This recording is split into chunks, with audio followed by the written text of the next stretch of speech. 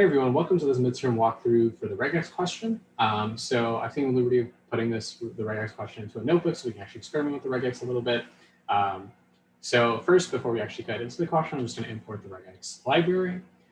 So now that we actually have done that, we can look at the question. So this question is just about extracting different things that we ask you to from an HTTP request. So to do that, we want to know what the format of an HTTP request is.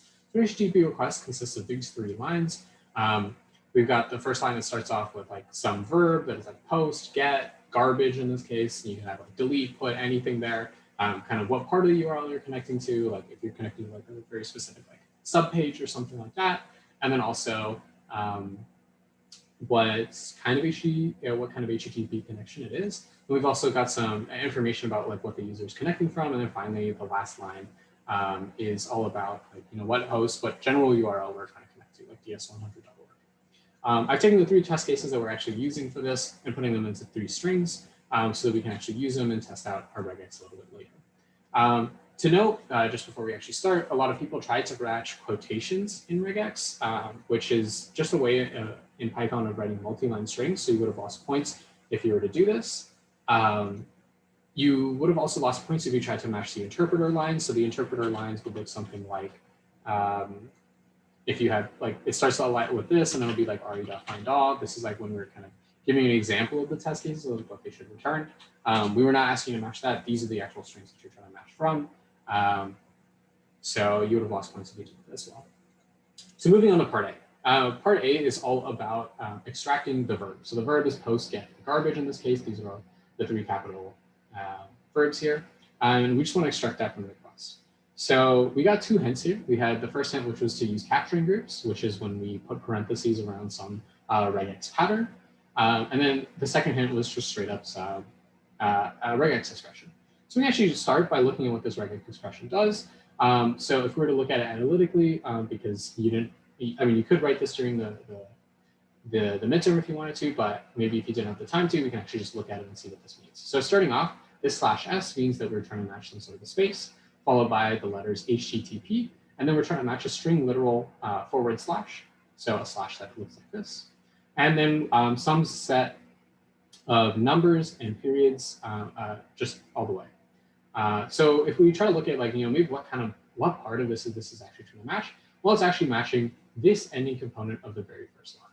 So this kind of helps you like clue in to, hey, I want to be thinking about first which line I want to be able to pull out, and then pull out specifically the verb that I am interested in.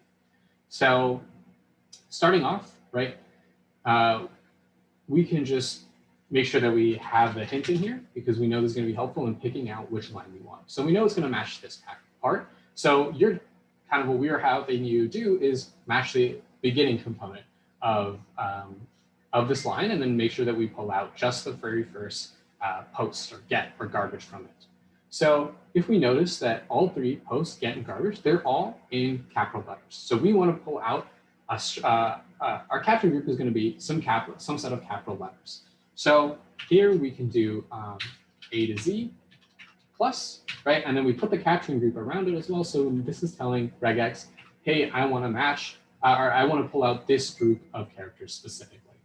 And then we have a space, and then we have some sort of, what specific page that we were trying to connect to.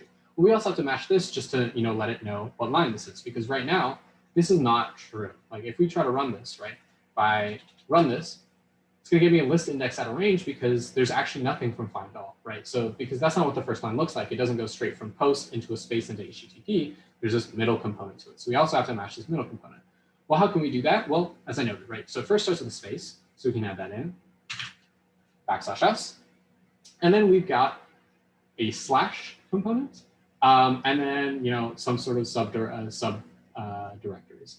This doesn't always occur that we have two slashes. So if you did this, this would actually result in something that was incorrect. Because if we look down here at the garbage test case, it's only / useless. There's no like, / syllabus afterwards or anything like that. So we have to be able to account for both cases. But it's important to note, we don't actually care what's in there, right? We're not just trying to match that anymore. And we already have something that matches this part. So we can just make sure that we have a slash because that is important for an HTTP request. And then we don't care about what's afterwards. So we can just use a period because just matching any character and then as much as we can with the asterisk here. And we can run this and we'll see that, hey, this gets us what we expect a post, get, and garbage from each of those two requests. So this one was actually allowed a lot of flexibility in how you wanted to write this because you could take advantage of the way the test cases were written. So you didn't actually even have to use the hint. There are definitely ways to solve this without using the hint. If you're really clever, you would notice that if we just use capital letters, there's only two things it can match. It can either match post or it can match HTTP, right? But specifically because the test cases that we gave you always pulled out the 0th element of that list, if I just use this, I will always pull out the post first because the post comes earlier in the order of the string. So this would also work as well. This is much simpler than what the actual midterm official solutions gave you. You don't even need the capturing groups in this case as well. It'll work the same way. So this is just to let you know that there are definitely multiple ways to solve this problem. As long as your solution was not hard-coded, so if you wrote something like post, get, garbage, that's not going to work. We won't be giving you points for that. We'll allow you to hard code it. We'll give you some points for it, but you won't get full credit. But as long as you had some working regex expression, we would then give you full credit for the question. That's it for part A. Now we can move on to part B. For part B, we want to match the browser. So the browser shows up in the second line here, right? So we have Safari, Mozilla, and some garbage browser here at the end. So now we want to clue in that it needs to be on the second line. So we actually can't use the same tricks we just used earlier. Or we want to be able to use the same tricks we used, from part A. So we want to be able to find some way that we can make sure that we're on the second line and then pull out the browser name from that. So this kind of tells you that we'll be needing capturing groups again. And we also need to find some sort of pattern in the second line. Well, what's important, right? We only care about, if we notice that if we look at the pattern of how the second line is written, it always starts with a user agent. So this tells us, well, our regex expressions should start with a user agent as well. And after the user agent always came a space, right? So you can always see that as well. Then came the browser name.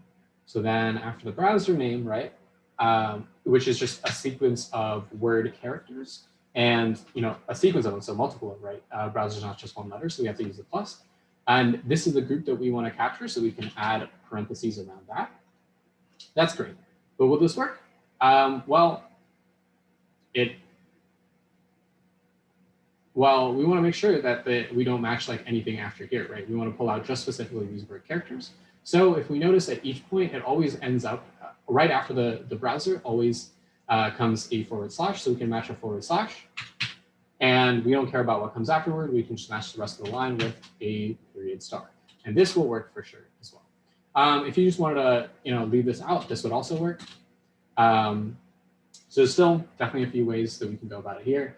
As long as you didn't hard code it, you would get full credit if you pass all the test cases. I hope that helps. If you still have any questions, make sure to go to office hours to get that sorted out. You can ask on Piazza as well, or even ask your discussion TA in discussion, because this week we'll be going over some of the midterm, since the regular discussion worksheet won't be too long. Thanks for watching.